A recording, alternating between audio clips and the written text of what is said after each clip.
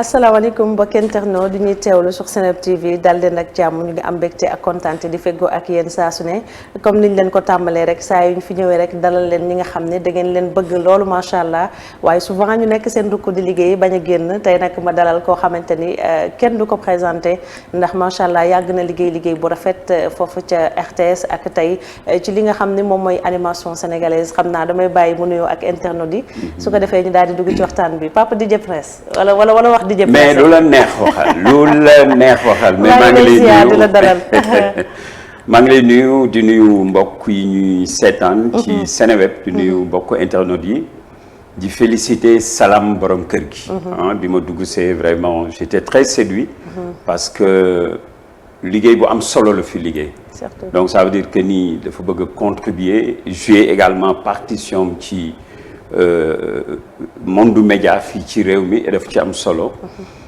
dugg également remercier l'accueil parce que bi ma dugg c'est les journalistes les monteurs les preneurs de son les techniciens une équipe très jeune très dynamique ku ci nekk concentré ci li nga def ba pare ñu dugg ci ay waxtaan yoo xam ne daf leen di wan ni dañu bëgg a def carrière ci li nga xam ne moom la ñuy def donc képp ku nekk Seneweb maa ngi lay wax big up di nuyu tamit ñi ñuy seetaan di la wax ni tey sa gan laa tey sama gan nga aussi ma am honneur ma doon faral di dalal mais tey dañ ma dalal tey dañ la dalal macha allah donc mu nekk honneur tey nga ñëw seet si ñu fii mu nekk mbégte si ñun parce que macha allah tey xam nañ li nga fiy wax dinañu amal njëriñ bu baax a baax a baax après 30 ans de carrière DJ Prince ban jàngat lañ mën a am jàngat bi ma mën a am mooy satisfaction parce que jéem naa def carrière bu discipliné jéem naa def carrière bu may yaakaar ni am na tuuti lu professionnel lu ci nekk jéem naa def carrière boo xamee ni ñépp laa yemale c'est-à-dire amul artiste buy doog a juddu ak artiste bu nekk ci kaw ñépp pour man benn lañu jéem naa def carrière également boo xamee ni dama participer ci maanaam wàllu communication ci réew mi donc te ba tey maa ngi ci par la grâce de Dieu. macha allah lu la gën a marqué ci sa carrière parce que 30 ans nekkul démb nekkul bërki démb c'est vrai que dund nga ci ay moments yu neex idem que ay moments yoo xamante ni c'était très difficile lu la ci gën a marqué loo xamante ni tey saa yu koy fàttali ko daf lay joxaat encore plus de motivation lan la mooy suma démarrage yu carrière métier bi may def li ma koy fàttaliku mooy on était tous des jeunes nekk ci benn quartier donc ku ci nekk ci ñun am benn hobby benn affaire boo xam ne moom nga yaakaar ni ci nga mën a bàyyee sa waar yàlla def man communication teel a dugg sama bopp ak suma xel donc j'étais dans la banlieue maa ngi woon ci Guédiawaye nekk également ci quartier boo xam ne marché Sam mais nekk ak ay copains yoo xam ne HLM Guédiawaye lañ nekkoon donc ñooñu ñoo ma gën a pousse ci métier bi peut-être xëy na amoon naa ay prédisposition donc ba yàlla dugal ma ci métier bi ma tase ak Ben Bass Diagne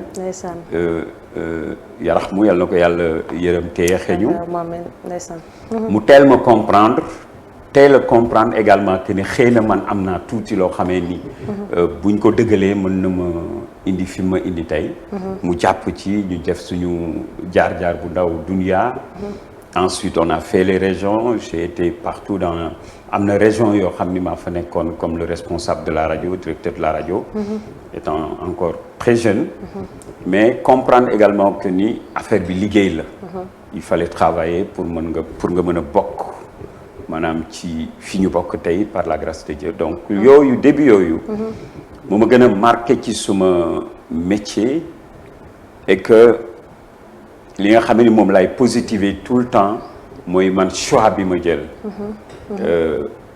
communiquer ci forme boo xamee ni daanaka du ma heurter ko kenn même bu fekkee à mes débuts xawoon naa am benn yoon bu ma doon jaar dans mes interviews mais plus tard également j'ai compris que ni il fallait me tracer benn plan pour suma carrière que ma sukkandiku ci ba yegg si fii donc satisfaction rek laa ciy am.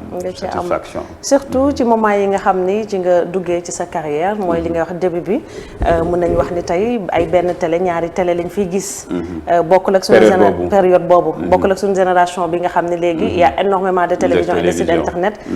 nan nga defoon ba marqué sa empreinte parce que quoi qu'on puisse dire nekk jeune ñëw ci télé bu mel ni télé bu mag. fekk fa ay mag fekk fa ay ténor. nga ñëw fexe ba marqué sa empreinte lan moo la ko may selon vous. li ma ko may mooy bëgg déjà. parce que métier booy def dans la vie il faut nga bëgg ko. bëgg moo ma ko may et ensuite bañ a yàkkamti parce que man damay wax souvent que ni. nekk naa RTS ci rajo bi sans pour autant ma jaar ci télé bi. parce que il y avait les Aziz Samb yu fa doon def ay grand place il y avait par exemple Moïse Ambroise Gomis yu fa doon def des émissions il y avait par exemple les Néné Komé yi fa nekkoon bare woon na de grands animateurs yoo xam ne ñu ngi fa woon mais man daaw ma wàcc ak ci ñoom ci suuf. parce que boobu xëy na maa ngi woon ci rajo bi. mais peut-être xëy na je préférais dem toog jàng ñoom li ñuy def xool li ñuy def que may précipité wu di ñëw télé bi parce que tellement dama bëgg a feeñ parce que tellement je veux dama war a am non dama jaar ci yoon bi ma war a jaar. RTS recruté na ma toog naa plusieurs années ma doog a apparaître. Combien d'années à peu près.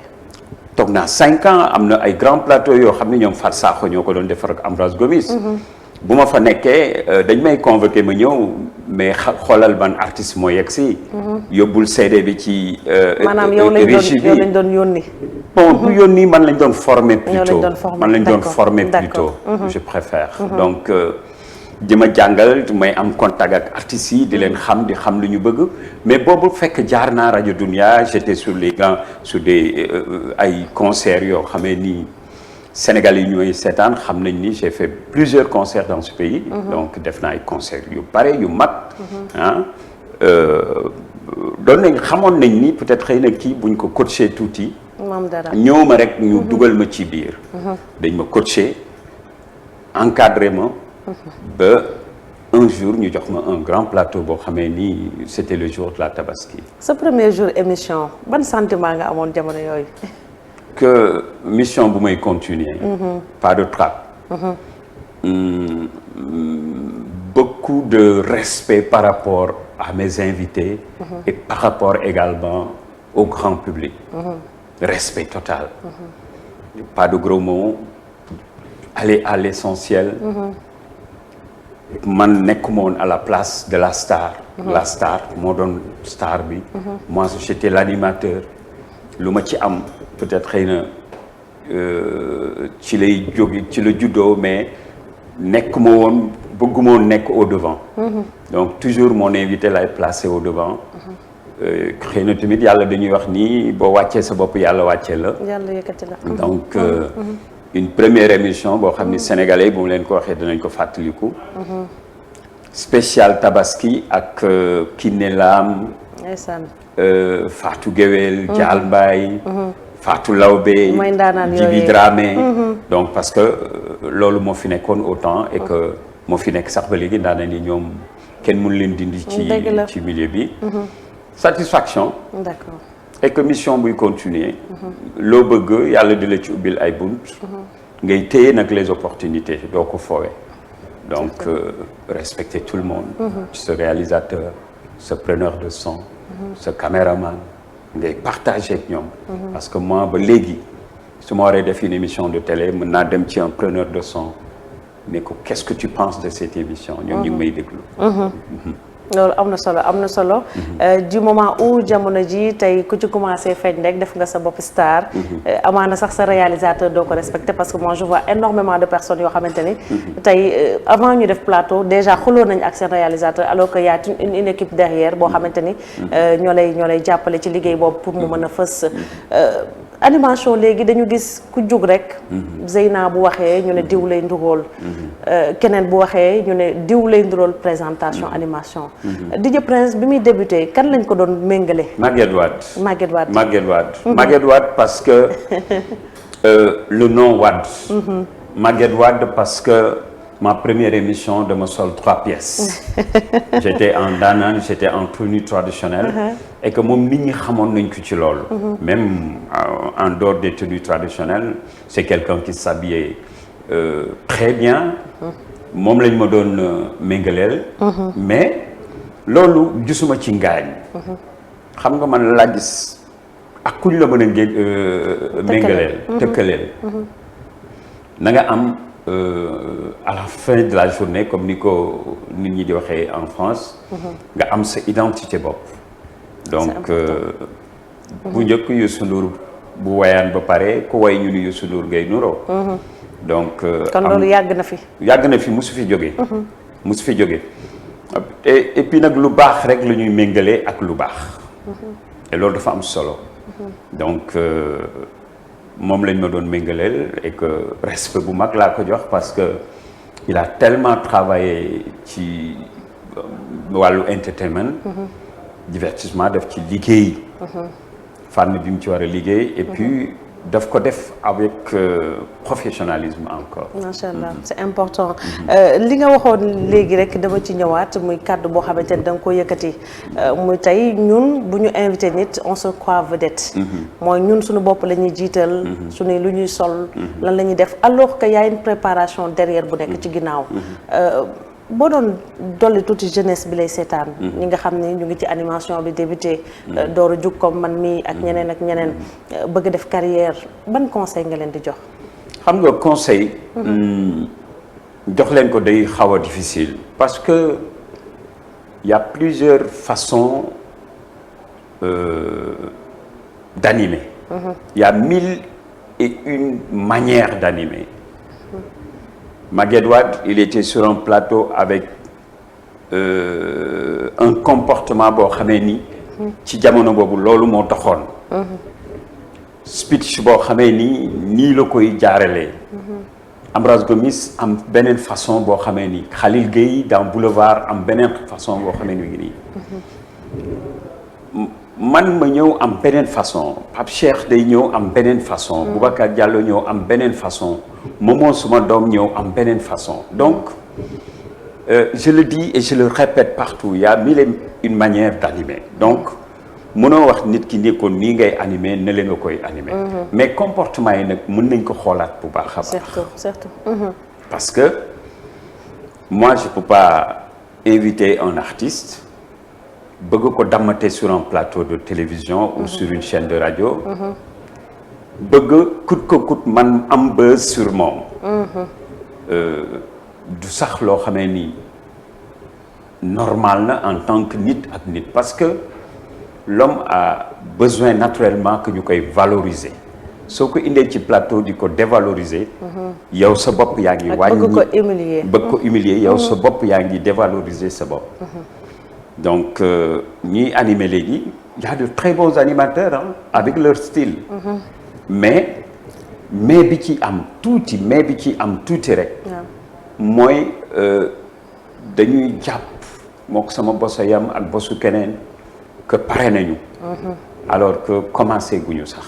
D'accord. donc c'est un métier et c'est un métier très noble. c'est un métier bu la nit ñi mën a jox cër. c'est un métier bu la sa patron. li ko dalee sa directeur général ba sa directeur des programmes mën a jox cër. parce que xam nañ ni boo nekkee à l'antenne ñoom li ñu bëgg nga jox les téléspectateurs duñ ci douter loolu ngay jox les téléspectateurs. mais loolu c'est à la base da nga koy liggéey avant ñoom ñu lay confier yenn tâches. donc responsabilité boobu ni mu rëyee. noonu la war a amee respect également par rapport à ton invité. C'est important. donc se prendre pour une star.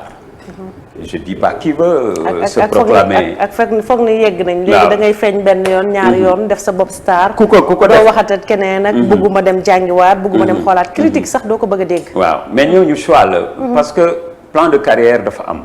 nit koo xamee ni lii laa bëgg a def te lii laa ci bëgg a jëlee. bokkul ak koo xamee ni lii laa bëgg a def mais nii laa ci bëgg a feeñee. c'est pas important man li ma doon def li may def. nii laa ko bëgg a def te lii laa ci bëgg a jëlee man. d'accord bokkul ak nii laa ci bëgg a feeñee. je t'ai dit que ni toog naa lu mat 5 ans à la télévision RTS wàccuma ci suuf je ne suis pas passé ci fi ñuy génnee nit ñi ci télévision. ñu ngi may dégg te studio rajo yi ci kaw la nekkoon télé bi ci suuf la nekk. Je vais te donner un exemple. Grand Place su Aziz Samb. Tous les animateurs jaar nañ ci musuma ci jaar te maa ngi woon biir RTS parce que du woon le moment. C'était pas le moment. Forcing boobu jaru ko woon. mais est-ce que moment boobu relation bu nga waroon ak Aziz Samb amoon na fa. parce que souvent mais Aziz Samb parce que souvent dañuy wax ni tey ñun jeunesse bi boo ñëwee tey ci benn télé wala benn rajo. fekk fa ñu fa daan def dafay am benn sis tuuti bu am si seen diggante. non que ce soit ci ténor yi ak ñiy door a. non loolu amul parce que Aziz Samb. DJ Mike mon petit frère. ndeysaan yàlla na ko yàlla yërëm te yeexi ak Aziz Samb la doon liggéey ku ne xam na di def Oscar des vacances. man maa ko yóbbu ci Aziz Samb. d'accord par la grâce de Dieu. parce que Aziz man la doon liggéeyal.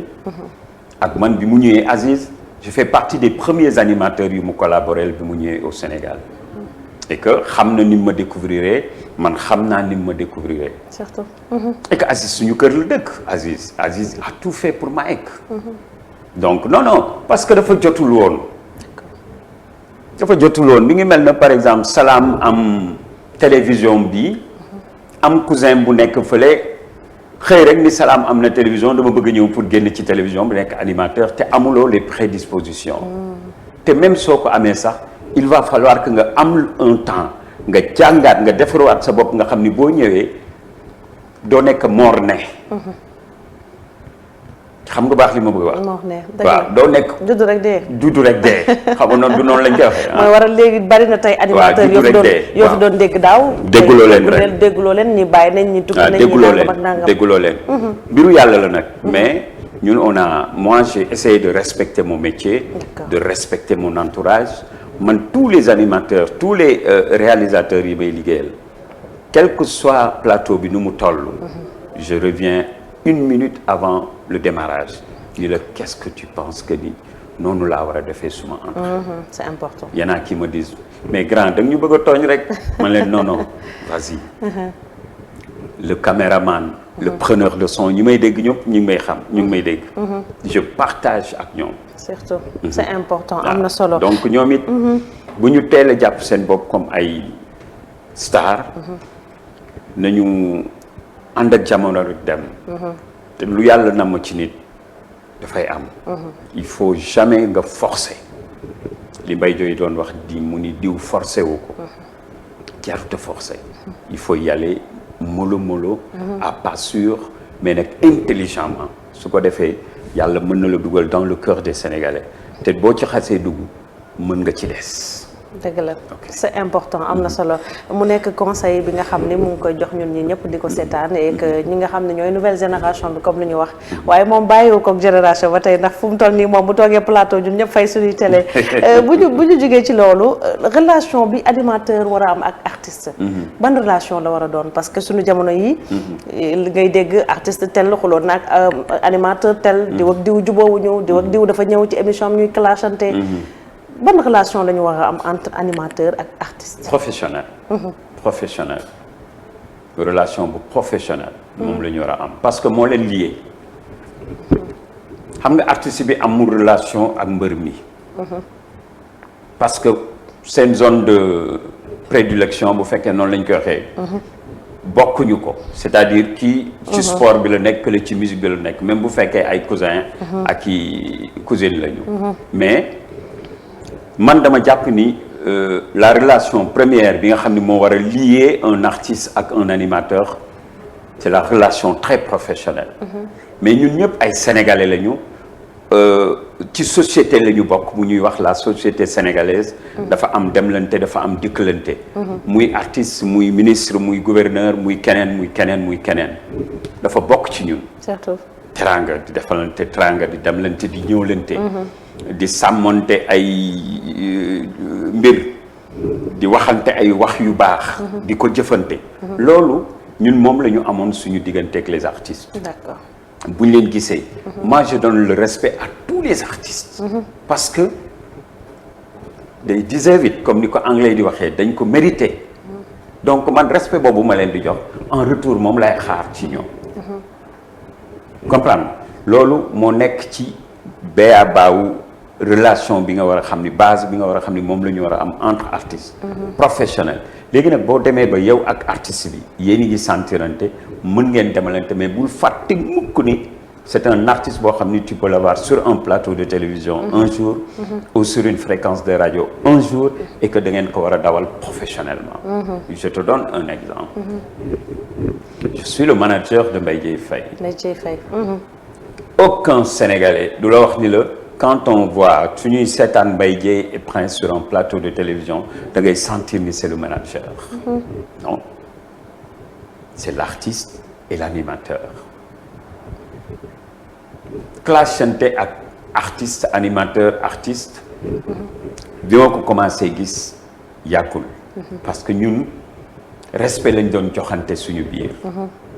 par exemple nous à nos débuts dama lay wax ni moi j'ai fait le tour du monde ak tous les artistes sénégalais. Fallou Dieng, Alioune Mbaye Nder, Pape Diouf, Salam Diallo ku ci nekk ci ñoom jël nañu suñu bagage wàcc ci aéroport donc loolu relation boobu. relation bu saine lay nekk relation boo xamee ni ñun dañu respectante suñu biir te ku ci nekk dafa reconnaître également valeur u keneen. animateur te artiste bi daf ko war a respecter. mais est-ce que tey bu artiste bi tamit relation dafa war a respecter animateur bi respecter. est-ce que tey bu fekkee am na cette relation trop personnelle entre l'animateur ak artiste. respect boobu dana ci mën a am. parce que tey bu fekkee li ñuy wax nit bu xamee ni ngay tëddee xam ni ngay yeewoo. amaana tey boo leen toogee ci plateau mu fës raison pour laquelle sax des fois tey da ngay gis benn animateur. invité benn artiste au lieu mu def émission ak artiste bi.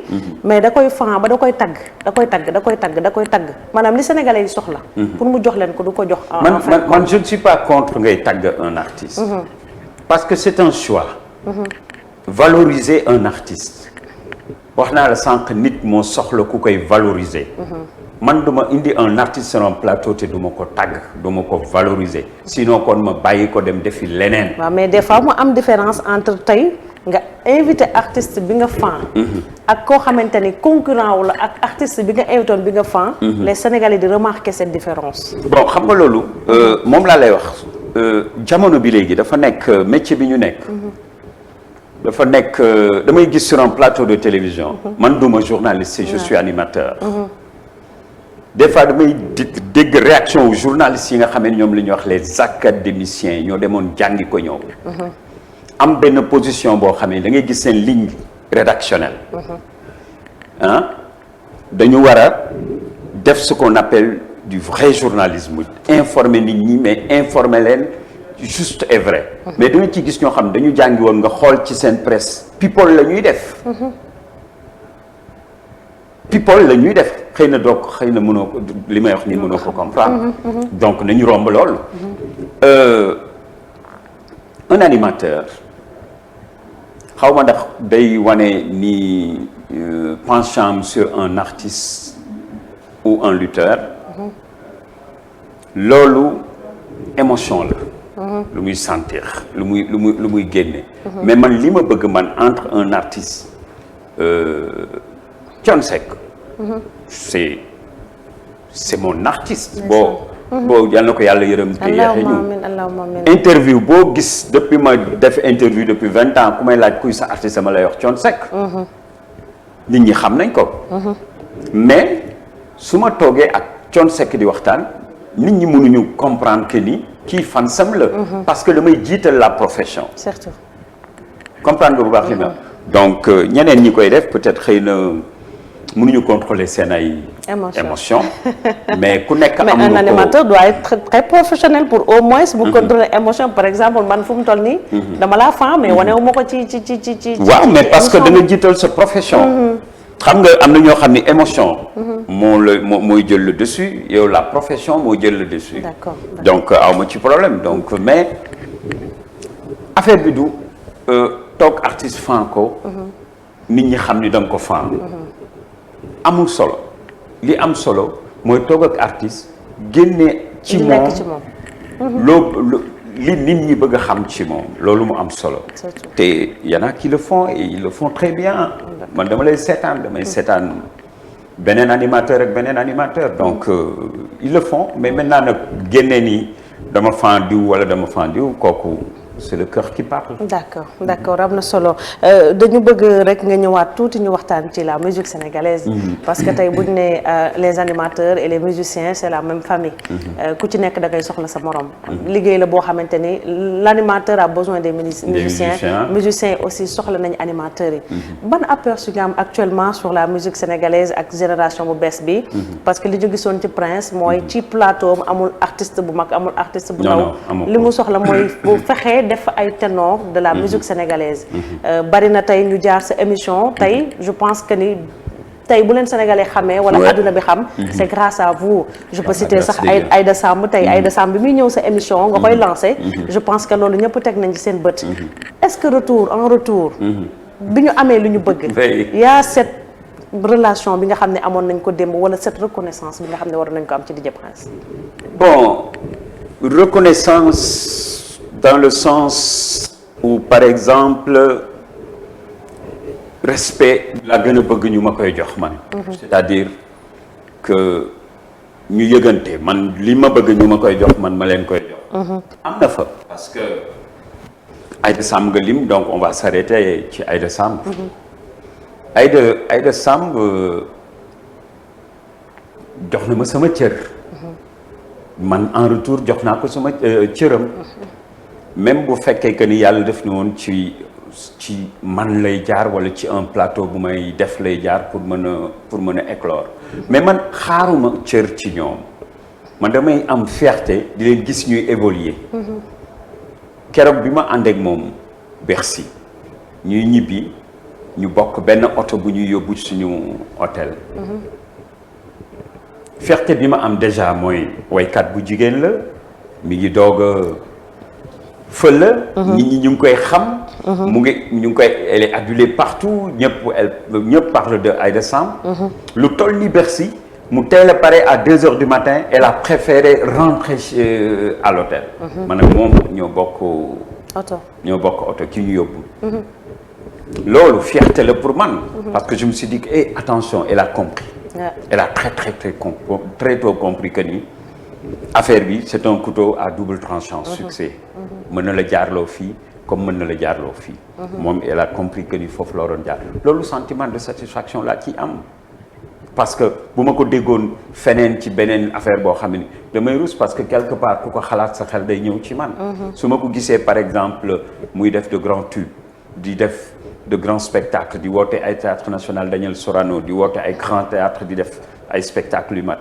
fierté lay am parce que je me dis que ni au moins j'ai contribué un peu à l'essor de cette dame là donc ça veut dire que ni mais quant à nga may jox cër wala du jox cër man pour ñu jox ma cër man maay njëkk a jox bopp sama bopp cër. kañ nga gëj a déggante ak Aïda Samb est-ce que actuellement relation bi ngeen amoon tout au début yéen a ngi koy am ba tey mooy di déggante di demalante di dikkalante est-ce que mu ngi am seen diggante. non xam nga Aïda mënuñu demalante dikkalante parce que on n'est pas dans le même. mais sa doom la war na boo xewlee mu ñëw. de temps en temps mu lay woo papa lii laa bëgg a def lii ak mais kon moom bu fekkee moom rek moo war a def loolu li war a def loolu.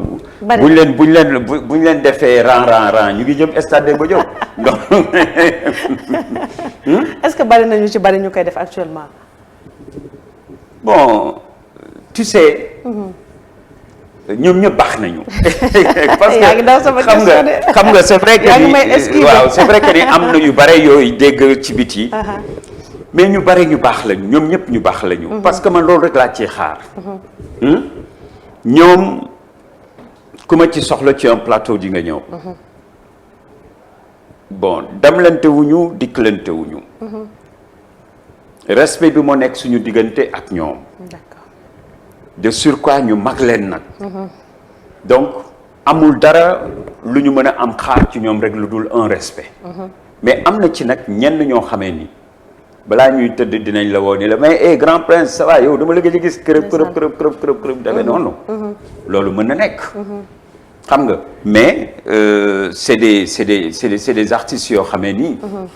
daanaka maa ngi am ak ñoom relation yu normal yoo xamee ni. respect bi mi ngi daw et que fi ma leen di xaar maa ngi gis ni ñu ngi seen yoon. parce que man le plus important mooy ma xaar leen au sommet. c'est important. foofu lay gën a am satisfaction. am na solo am na solo. je vais te dire je vais te dire dama lay raconter loo xam dama lay nettali. Aïda Samb elle est passée par nous. nit ñi xam ko. nit ñi xam ko mais bi mu defee sa première sortie à Sorano mais beneen animateur la tuddee moom la sargal. ah bon. oui mais ça ne veut rien dire. mais waroon na la sargal nag. waroon na am non reconnaissance boobu sargal la xam nga parce que quoi qu'on puisse dire tey bu ñu naan Aïda Samb DJ Prince dañ ci liggéey tey à 80%. waaw mais dama la bëgg a wax ni taxul ma ni kii dootuma ko jëlaat sama plateau. taxul ma ni kii dootuma parce que loolu du woon sama mission. sama mission moo doon laal mu barkeel. loolu laa bañoon a yegg. te man ci loolu lay dox. waaw. c'est vrai li nga wax dëgg la mooy yow de ton côté lii nga ci bëgg.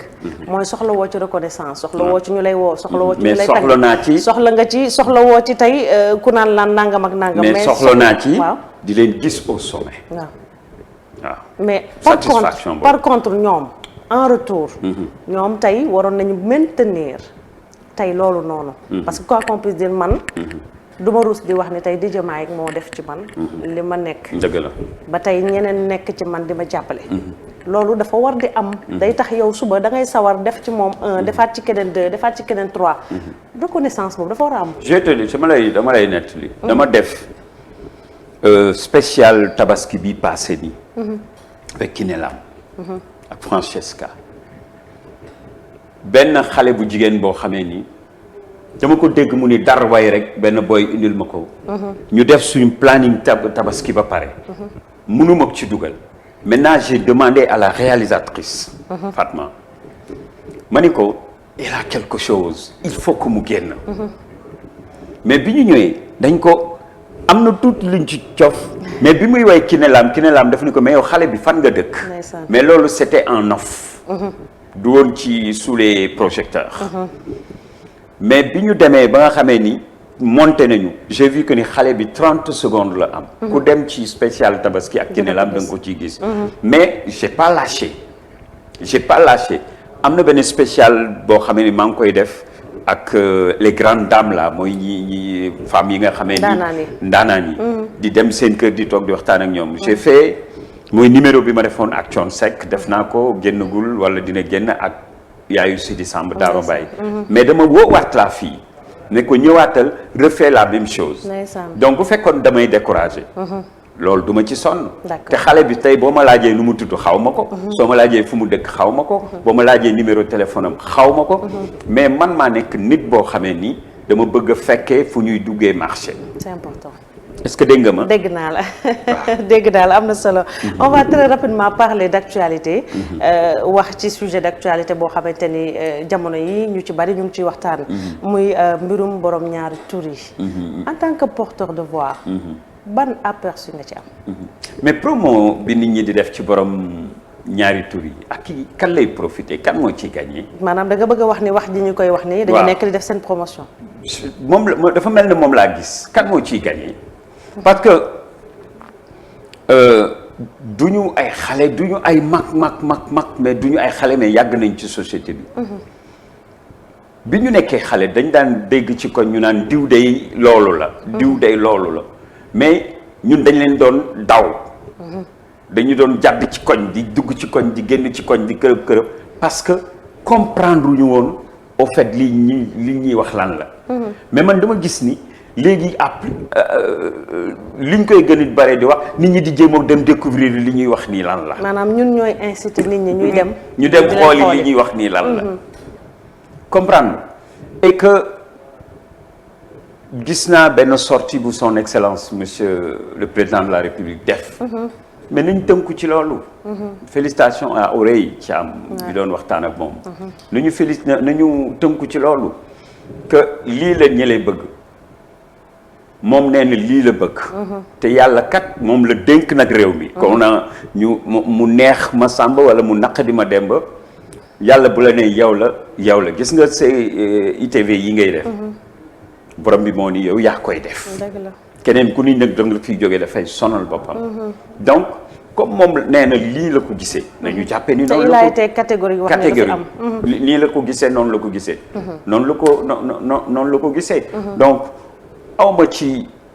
est-ce que gisoon ni aussi hormis sortie bi aussi war nañ am des plans d'action yoo xamante ni dinañ gën a mën a rassurer Sénégalais yi parce que quoi qu'on puisse dire bu président waxee ni du fi am ñeneen ñu ngi jug di wax ni lii mu ngi fi ak nangam ak nangam est-ce que gisoon ni hormis wax ji président wax certes rassurer les Sénégalais amul yeneen actes yu mu war a poser ngir nag gën a mën a rassurer waat Sénégalais yi comme mooy le président de tous les Sénégalais bu dul kilifa diine yi moom mooy ki nekk ci kaw kooku bu waxee waxam kenn mënu ci teg dara. donc fa lay yam ci sa réponse ci sa question. comme réponse moom mooy ki ne ci kaw. kilifa diine yi ci wàllu diine beeg aada beeg ñoom la yàlla dénk. mais moom ci mbirum àdduna nii moom la ñu wax te loolu ñuy wax ci mbirum àdduna la bokk. nañu jàpp ni moom nee na bunt bi tëj na ko kon nañ jàpp ni bunt bi tëj na ko. nañu ko tëj. d'accord pour terminer dañuy ñëw ci coow li nga xam ne judduwaat na. ci ni may waxee ak yow nii. muy problème bi nga xam ne moo opposé ki nga xam ni moom la ñu tuddee Diop Iseg ak madame Seydi. Diop Iseg. ak madame Seydi. ban aperçu nga ci gis depuis bi nga déggee coow li ba tey. bon xam nga man nag dama nekk nit koo xamee ni du may dugg ci. moo tax nit ñi duñ may paral di dégg ci lu bari. mais tamit xam nit ngeen am fu ngeen jaar ngeen am lu ngeen jëflante. boo fekkee ñuy wax ci moom te yow defuloo témoignage ci moom. daanaka yow ak néant yéen a yam. d'accord mais ki ma xam man Diop. xam naa ni nit ku baax la. xam naa ni nit ku mën a dimbale nit la xam naa ni nit. ku mën a fekk lu dara nekkul mu def ci dara la par la grâce de Dieu. dama lay wax dama lay nettali dama lay jox benn affaire. est-ce que xam nga ñun ñëpp bu ñu amee ambition ni suñu ay doom dem jàngi à l'étranger. ñoom Diop ça fait plus de 20 ans ñoom ñoo créé woon ay structures yoo xamee ni xale yu bare ñoom ñoo leen jàppale ñu dugg dem jàngi te 99% ay kilifa la ñuy doon mais bu ñu dellu see ñoom duñu leen gisaat bien vrai que ni ñooñu c'était pas gratuit. mooy Diop Iseg. mais Diop bokk na ci. moo xaat la beneen wax man ak Diop dañ doon jël avion dem seeti Sidiki Diabaté. bii ngay dégg nii tey Sidiki Diabaté bu Mali. bu Mali bi ngay dégg nii. bu doon bâtiment la. Diop bokk na ci maanaam xeer yi nga xamee ni ñoom ñooy téye bâtiment trop. yu ko contribué na daal ci maanaam début carrière ki nga xam ne mooy Sidiki Diabaté. ba actuellement nii. I don't know parce que léegi xaw ma ci mais au début xam nga nee naa la. man ak moom dañ daan jël avion dem ci waa kër Sidiki Diabaté. parce que Sidiki Diabaté. suma doom la du suma xarit. mais papaam suma xarit la. waaw donc dafa am relation bu bare bu mu am. ak waa kër Youssou Ndour Super Étoile ak Mbaye Dièye Faye. donc léegi la nit ñi xam Sidiki Diabaté. mais Sidiki daf daan ñëw fii bu ñëwee communauté malienne yi lay wayal.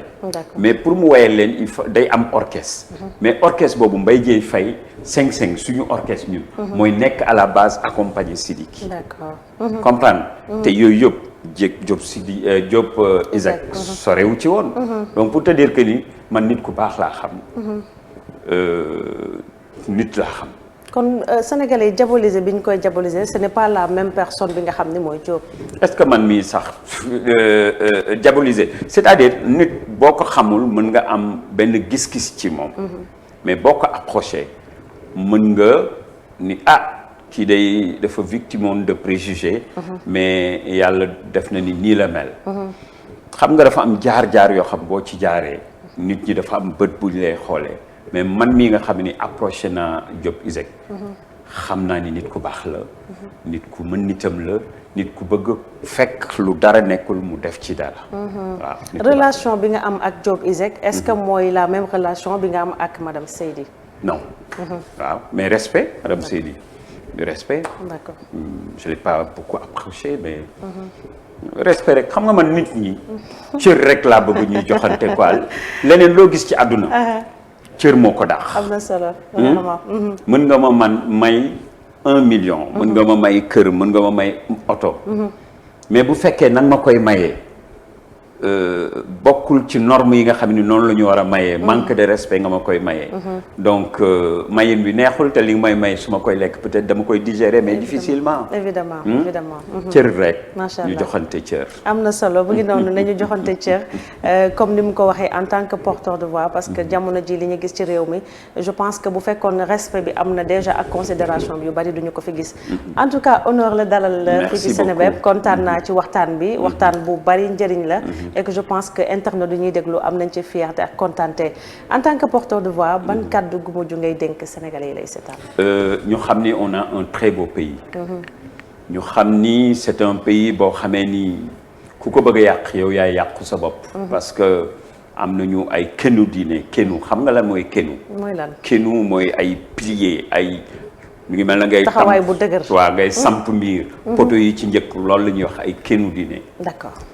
am nañu ci wàllu journalisme de grands journalistes am nañu ci wàllub cosaan ak aada ay nit yu ràññeeku ci réew mi dëgg la donc réew la moo xamee ni ñun ñoo war a ànd ñu defar ko surtout quand j'entends par exemple ñu ne bii dëkk moo gën suñu dëkk damay jàpp ni rek ñun dañu yeggagul fi ñu war a yegg c'est-à-dire mission bi ñu am mooy defar suñu dëkk bu kenn yàkkam ci ay nit yu baax ñoo nekk ci dëkk bi ñiy def métier yi nga xam ne ñun moom la ñuy def ñu xam rek ni métier bu noble la métier bu neex la métier bu am solo la mais métier la tamit boo xamee ni mu lay defaree noonu la mën a yàqale évidemment donc yàlla dolli ñu sutura